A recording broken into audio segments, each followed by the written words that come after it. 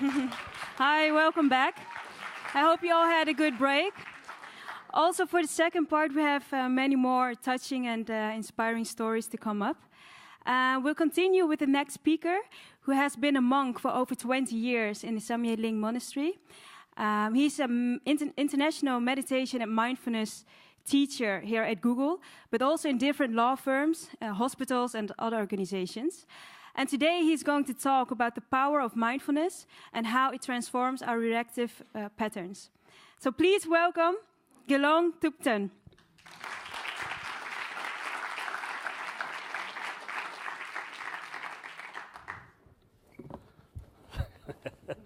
Thank you.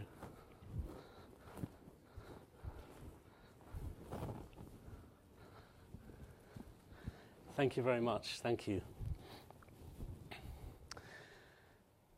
So, I've been asked to talk today about the power of mindfulness, and particularly in terms of work-life balance. So this phrase, work-life balance, is something we use a lot. And I think the world of meditation and mindfulness addresses that theme through actually changing the definition. Because when we say work-life balance, we're kind of separating the two. There's my work, there's my life. I don't like my work, I want more of life. And I think the whole point with mindfulness is that it helps you to relax in each moment. It helps you to see everything as a journey, everything as a path. And if you're practicing mindfulness, every moment of your day can become inspiring, relaxing, and also, as you heard in the introduction, we're starting to look at the way our reactions can be changed into creative responses. So the first thing I want to say about meditation practice is that sometimes people have a misconception around it, where they feel that, of course, it helps you relax, but then what is relaxation? And sometimes people see relaxation as a kind of switched off state, and not very productive, not very useful for work. We can be relaxed, but we're not very efficient. And I think then they see meditation a bit like taking a giant tranquilizer tablet, where they feel that meditation is supposed to somehow just cool everything down and everything goes kind of into nothing. And then they try to meditate like that. They try to clear their mind. They try to sort of empty their head, and it doesn't work. And the more you try and clear your mind, the busier it becomes, and then you think, oh my goodness, meditation is now making me stressed. So I think the approach is a little bit incorrect there. I think it's important to understand that with meditation, we're not trying to go into a kind of trance-like state or a kind of unconscious state. We're actually training our consciousness. We're training our perception. And we're looking at our reactions. So we're trying to work on the mind in order to train the way we think and in order to develop some freedom. Because without meditation, we tend to have quite a big lack of freedom in that we have all kinds of reactions, all kinds of emotional states where our mind sort of goes where we don't want it to go. Our mind does things we don't want it to do. It gets lost in stress, lost in anxiety, worrying about the future, raking over the past. So our mind is sort of wandering around in distractions which often aren't very helpful, and often with reactions that are very sort of deeply programmed and not particularly helpful. So in meditation training, we're learning to train our awareness so that we can have a different relationship with our thoughts. We're not trying to abandon our thoughts or get rid of them. A peaceful mind isn't necessarily an empty mind. That's more like being unconscious or anesthetized. A peaceful mind would be a mind where there's flexibility and the ability to choose to think positively, the ability to be aware. And of course, this is an incredibly important skill for our work, because if we are aware, non-distracted, less stressed, less reactive, more responsive, this is, of course, a very good thing.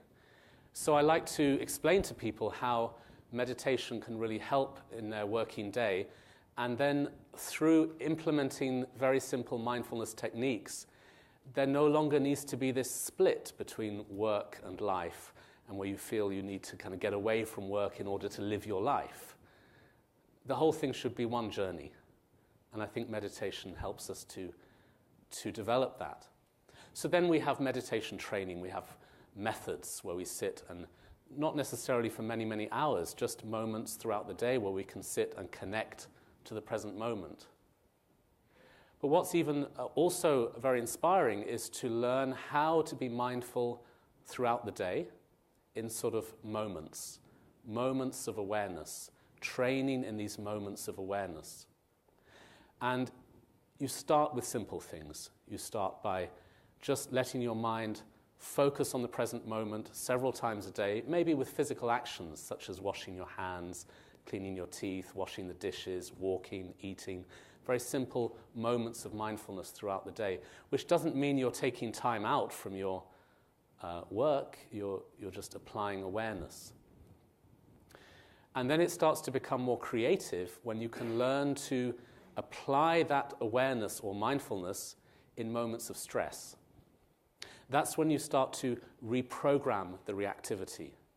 And a very good exercise is to learn to be mindful whenever you're waiting for something. Whenever you're waiting, such as stuck in traffic, standing in a queue, waiting for anything.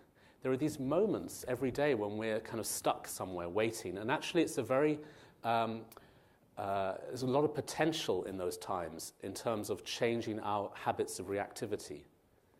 Because what generally happens is we get sort of impatient. You know, we're waiting somewhere, standing in a queue, stuck in traffic, or the computer slows down, or whatever it is, and we get into a very automatic, reactive impatience. It doesn't help.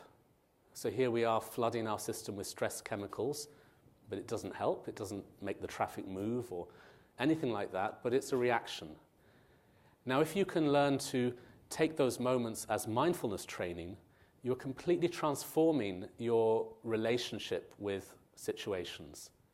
So you're standing in the queue or you're stuck in traffic and you just relax by feeling the ground under your feet or being aware of your breathing or being aware of a visual object, just to bring your mind into the present moment. So you're kind of detaching from the stressful thinking, you're leaving alone that impatient energy and just being present.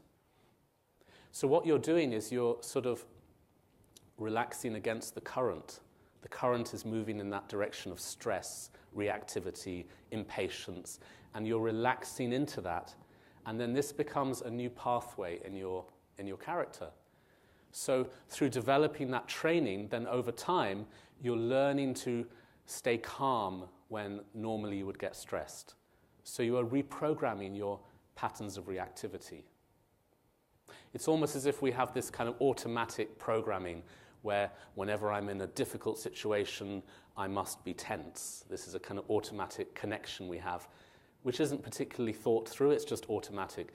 So through these practices of mindfulness, we're changing that to difficult situation, stay calm, be mindful, be aware. This is a new connection now, like putting two wires together. And on a deeper level, it teaches us to somehow appreciate what is happening to us. So here we are in a queue or a traffic jam where normally we would kind of shut down mentally and go into a kind of state of frustration, anxiety, irritation, whatever. That's our normal reaction. Through these practices, we're changing that. Next time you're stuck in traffic, you might think, oh, good, now I can do that method. I can do that thing. I can do my mindfulness. So you're kind of now opening to the situation and seeing it as a learning opportunity. So even a situation that's mildly irritating, like traffic or standing in a queue, now becomes a learning opportunity. So at the same time as developing mindfulness and relaxation and non-reactivity, you're developing appreciation, a feeling that what is happening can be worked with. And this is an enormously profound, transformative experience which can help us in terms of how we experience stress. So through practicing these techniques throughout the day, our experience of the working day with all of its stresses and tensions and deadlines and sometimes very frenzied energy can change because we're sort of meeting that with awareness. So these moments throughout the day become moments of relaxation, but it's a dynamic relaxation. So we don't need to see relaxation as something separate from our work. You know, I work hard, then I relax in the evening. That's the separation of work and life. And that's when we start bringing up questions of work-life balance, because we feel we need more of the life with the relaxation and keep the work at bay. And I think that's a very unsatisfying way to live. I think with the definition I'm presenting here, according to the mindfulness training idea, we're changing that into every moment of every day becomes an opportunity to be aware, be relaxed, be conscious, and this can, of course, improve our work, but mainly improve our attitude to our work, because we can feel inspired even if things are difficult. The difficulties could be something that helps us become stronger, a little bit like lifting weights. I always think that meditation is like mental fitness. And with physical fitness, as you get stronger, you want to lift more weights. So with mental fitness, the same. As you get stronger with mindfulness practice, you kind of want more challenges. So you're more open to whatever life throws at you, and that becomes a deeper appreciation towards your reality. So these are just some ideas I wanted to kind of throw on the table. I'm sure many of you have practiced mindfulness before, and I think the main message I want to share today is not to see mindfulness or meditation as a kind of escapism or a kind of switched off state, but to see them as a way of creating a more dynamic awareness. With dynamic awareness, we can live our life much more fully. And then whether we call it work, whether we call it life, it doesn't matter, because the awareness is what takes over.